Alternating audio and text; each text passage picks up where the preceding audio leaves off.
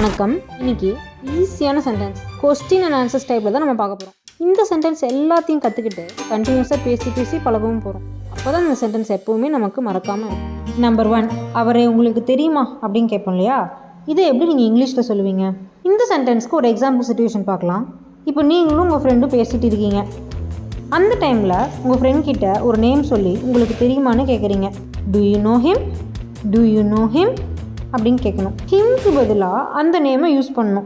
Like to you know Kumar, Suresh, like that அப்படி கேட்கணும். அந்த இடத்துல இந்த சென்டென்ஸை யூஸ் பண்ணலாம். இதுக்கு அவங்க என்ன ஆன்சர் பண்ணுவாங்க? 2 விதமாக ஆன்சர் பண்ணலாம்.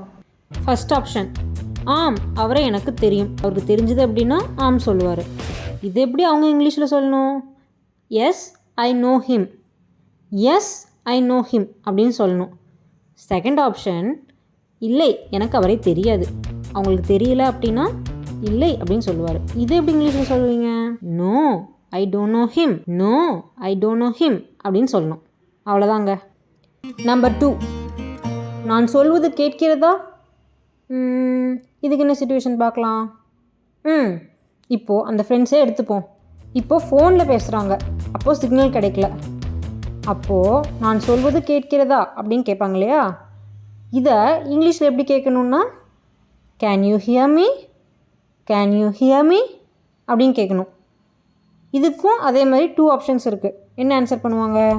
இல்லை என்னால் கேட்க முடியவில்லை. இது எப்படி இங்கிலீஷில் சொல்லணும்? No I can't hear, no I can't hear. Number 3, நீ என்ன செய்து கொண்டிருக்கிறாய்? இதுக்கும் ஒரு சிச்சுவேஷன் பார்க்கலாம். இப்போ நீங்கள் புக்ஸ் படிச்சுட்ருக்கீங்க. அப்போது உங்கள் அக்கா வராங்க. வந்து நீ என்ன பண்ணுற அப்படின்னு கேட்பாங்க இல்லையா? இது எப்படி இங்கிலீஷில் கேட்பாங்க? What are you doing, what are you doing அப்படின்னு கேட்பாங்க. இதுக்கு நீங்கள் என்ன ஆன்சர் பண்ணுவீங்க? நான் புத்தகங்கள் படிக்கிறேன் அப்படின்னு சொல்லுவீங்க. இது எப்படி இங்கிலீஷில் சொல்லணும்?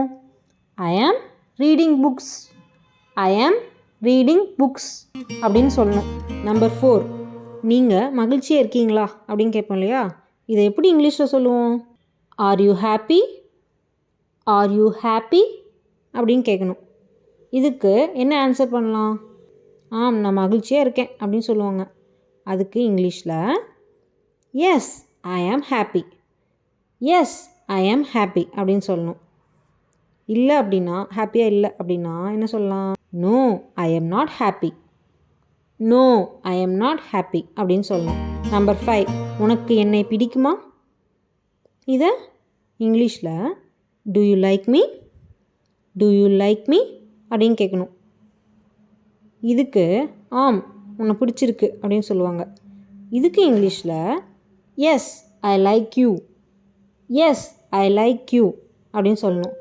இது மாதிரி வீடியோஸ் உங்களுக்கு பிடிச்சிருந்தது அப்படின்னா ஒரு லைக் பண்ணிவிட்டு நம்ம சேனலை மறக்காமல் சப்ஸ்கிரைப் பண்ணிவிட்டு பாருங்கள். இல்லை எனக்கு உன்னை பிடிக்கவில்லை, இது எப்படி இங்கிலீஷில் சொல்லணும்னு நீங்கள் கெஸ் பண்ணி மறக்காமல் கமெண்ட் பாக்ஸில் கமெண்ட் பண்ணுங்கள்.